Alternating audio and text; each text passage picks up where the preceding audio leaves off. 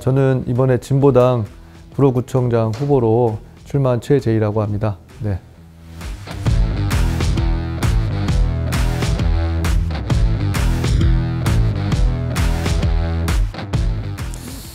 이제 진보당이 지난 전주 강성희 의원 당선 때도 그랬었고, 바로 직전에 영광 군수 재보궐선거 때도 마찬가지였지만, 아주 오랜 기간 동안 지역에서 주민들과 동고동락하면서 생활 밀착형 활동들을 해왔던 강점을 가지고 있습니다.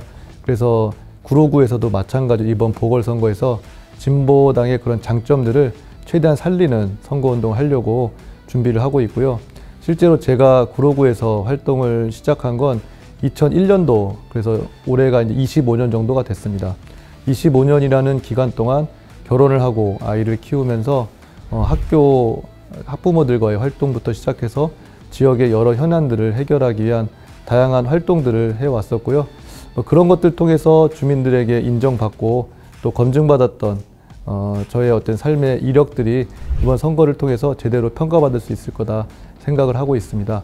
그리고 뿐만 아니라 지금은 윤석열에 대한 파면, 그 선고가 아직 내려지고 있긴 않지만, 많은 국민들께서 빨리 대한민국이 시급히 정상화되기 위해서라도 헌법재판소의 신속한 파면 선고가 필요하다, 이런 요구 속에서 보궐선거가 치러지고 있기 때문에요.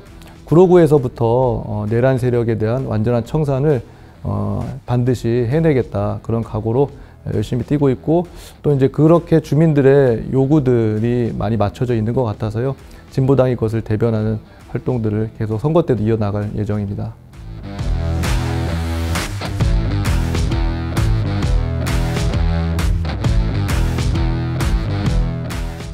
네, 이번 선거는 그 지난 총선과 달리 국민의힘 후보가 출마를 하지 않았습니다.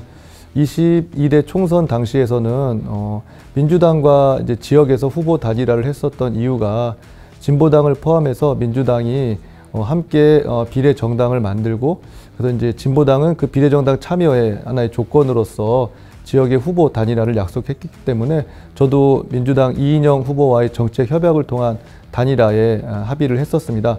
근데 이번 보궐선거는 국민의힘이 없고 민주당이 출마를 현재 한 상태이기 때문에 진보당과 민주당 간에 제대로 된 정책 대결의 장이 펼쳐질 수 있을 거라 생각을 하고요.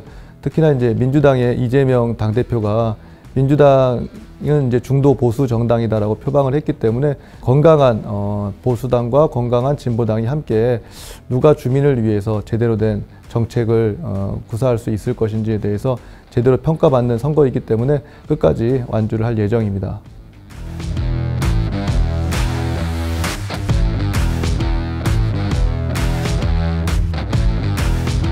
제가 작년에 2회 구로구 주민대회라는 행사를 했었는데요. 그거는 뭐냐면, 구로구의 2025년도 예산에 대해서 이 예산을 어디에 쓸지 주민들의 의견을 묻는 주민 투표를 통해서 행사를 했는데요. 그때 12,000명 정도의 주민들이 주민 투표에 참여를 하셨습니다. 그래서 10가지 주민들의 요구안들을 정리를 해서 그걸 발표를 하는 좀 주민대회라는 행사를 했었고요. 거기서 1위로 나왔던 게 이제 민생지원금이었습니다. 그래서 지금 코로나 때보다 더 어렵다라고 하는 자영업자, 소상공인들뿐만 아니라 여러 어려움들 겪고 있는 분들께서 민생지원금이라도 지급을 해서 한숨 돌릴 수 있는 계기를 좀 마련했으면 좋겠다, 이렇게 좀 말씀을 하고 있고요. 그래서 이제 이번에 주민대회에서 10가지로 선정된 그 요구안들을 구로구청장 선거를 통해서 제가 당선이 되면 한번 해보겠다, 이제 이런 게 있고요.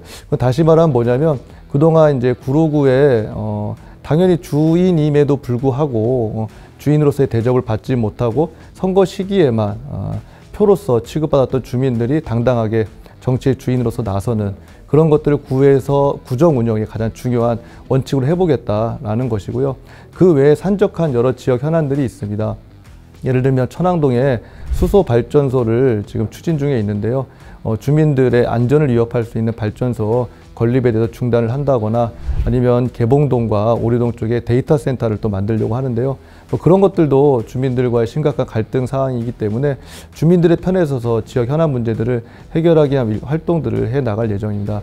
제가 실제로 이제 항동에서 아파트와 초등학교 밑으로 관통하는 지하 터널 공사에 대해서 주민들과 함께 반대하는 싸움을 한 적이 있었는데요. 물론 그것 때문에 이제 벌금 500만 원을 선고받기도 했었지만 어쨌든 간에 주민들이 요구하는 이제 그런 현안 문제 해결에 있어서는 구정이 할 수 있는 가장 적극적인 행정을 최대한 동원해서 함께 하겠다는 좀 말씀을 드리겠습니다.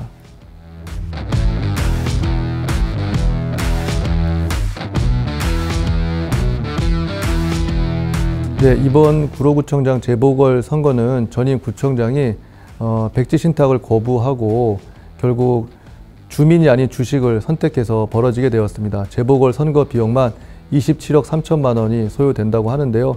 이렇게 어려운 시기에 민생을 위해서, 주민을 위해서 써야 될 금쪽 같은 돈이 혈세가 낭비가 돼서 있어서는 안 될 선거가 치러지고 있습니다. 하지만 이번 선거를 통해서 구로구가 새롭게 변화될 수 있는 기회가 또 만들어졌다고도 생각합니다. 민주당과 진보당이 제대로 된 정책 대결을 통해서 누가 주민을 위해서 열심히 일할 수 있는지 검증하는 선거가 될 수 있을 것 같고요. 구로구에서의 변화가 지금 대한민국의 변화를 이끌어낼 수 있는 원동력이 된다고 생각합니다. 네, 구로부터 새롭게 내란 세력 청산 열심히 뛰겠습니다. 고맙습니다.